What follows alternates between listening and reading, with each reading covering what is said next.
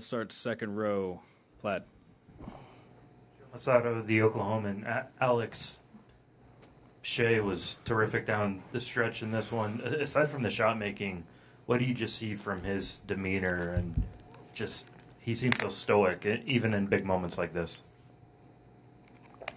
Yeah, I mean, you wouldn't know if it was a preseason game or if it's, game 4 of the NBA Finals down 2-1 with him, and that's, why we have such a good mentality as a group. That's why we are able to find success in adversity, because no matter what's going on, you look at him and he's the same.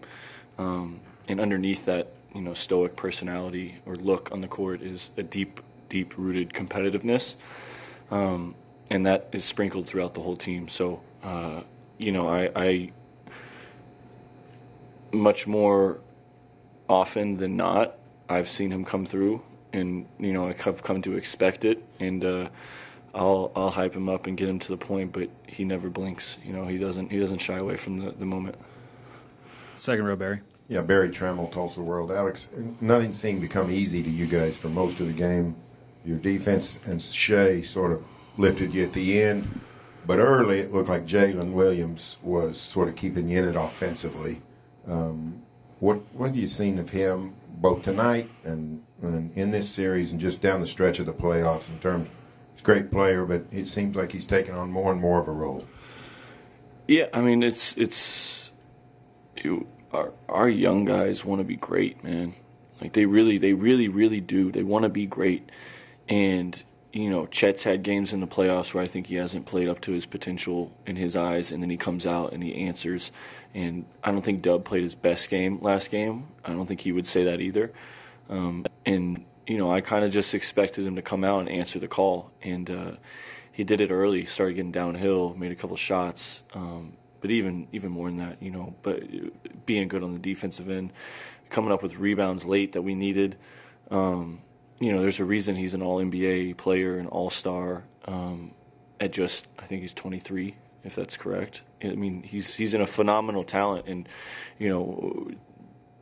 these guys, to be able to do it without a lot of experience and without being in that moment before, like this is their first NBA Finals, down 2-1 on the road, down 10 at one point in the game, and just answering, throwing punches, like that can't get overlooked. Like that's an impressive feat. First row here on the right.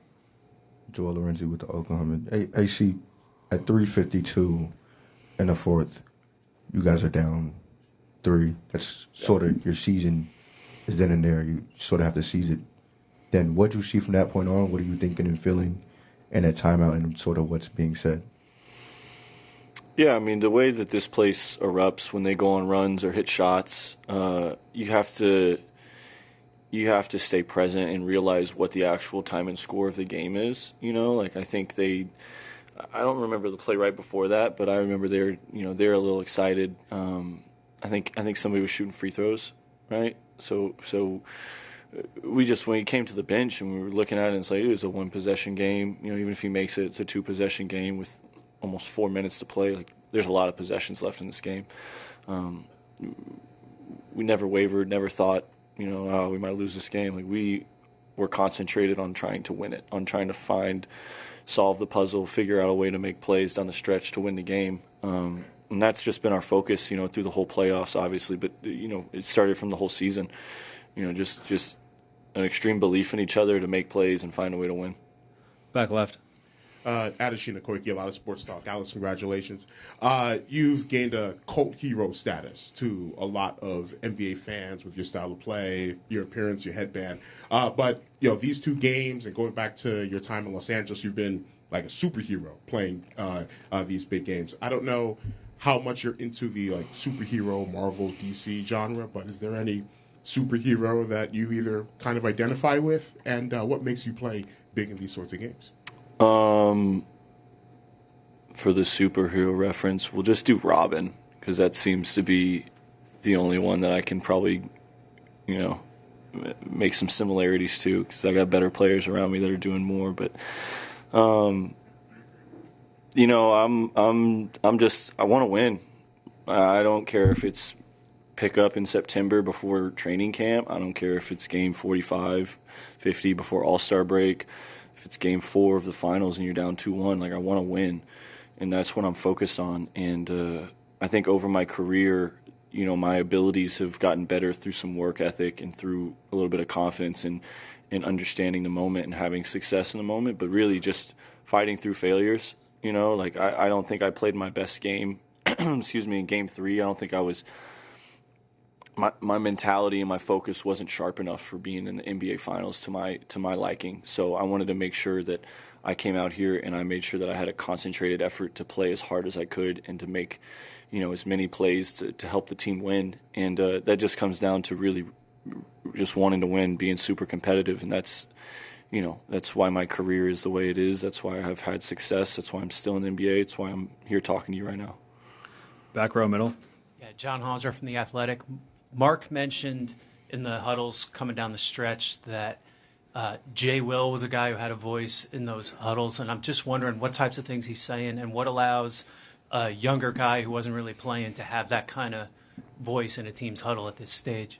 Yeah, it's been great to see the growth of our team, you know, 1 through 17 through the season. And, you know, for certain guys it's different. You know, it's you know, maybe being a better defender, maybe it's being more confident in your shot. But Jay Will has a very, very unique ability to be vocal.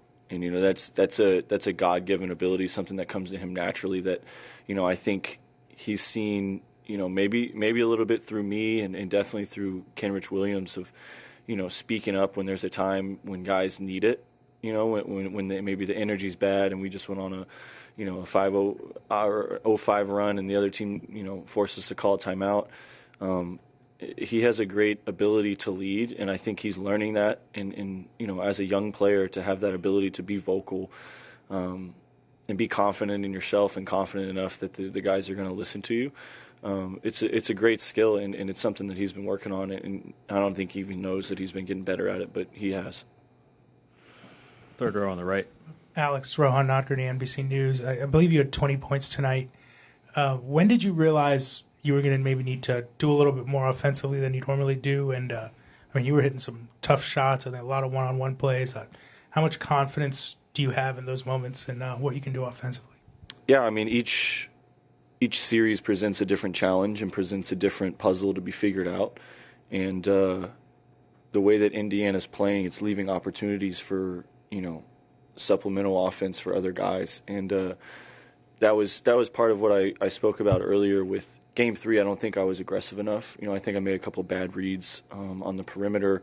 I don't think I tested the paint enough. I just didn't feel like I was doing the same amount of work that I did in Game 1 and 2, where I found success and we found success as a team. So just being ready to be a basketball player. You know, a lot of times during my career, it's been guard the best guy, you know, spot up on the wing or set pick and rolls and get to the dunker. And this series and this playoffs really, you know, teams are forcing me to try and score the ball. And that's something that I've been working on for the last 3-4 years of my off season. Been long off seasons, haven't been in the playoffs. So I've had a lot of time to work and prepare and get to the point to where I knew this was going to be the scout.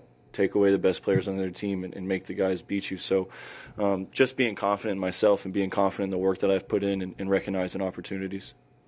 Last question, fourth row on the right. Dan Devine, Yahoo Sports. You were talking about, in the context of Jay Will, you know, learning how to be vocal, how to be comfortable using that. When did that start for you? When did you get to a place where you felt like you could be that voice for the rest of your teammates?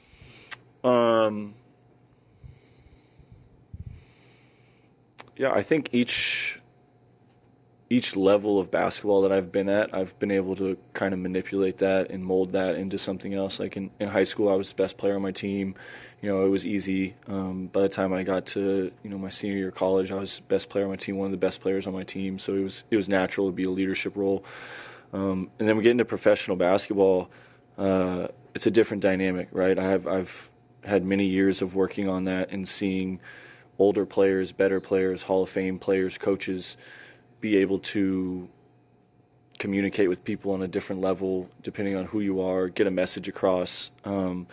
And, you know, some of that was credited with, watching those older guys and how they operate and seeing that communication works and communication is necessary for success, and that you can decipher a game through communication, through the margins of the game. So it's like I said with Jay Will, it comes a little natural to me. I want to win, so if it's something that I think is important, I'm going to say it, even if I'm maybe off track or somebody will correct me. But it's just something over time that I've seen great players do. So I was like, I might as well do it too. Thanks, Alex.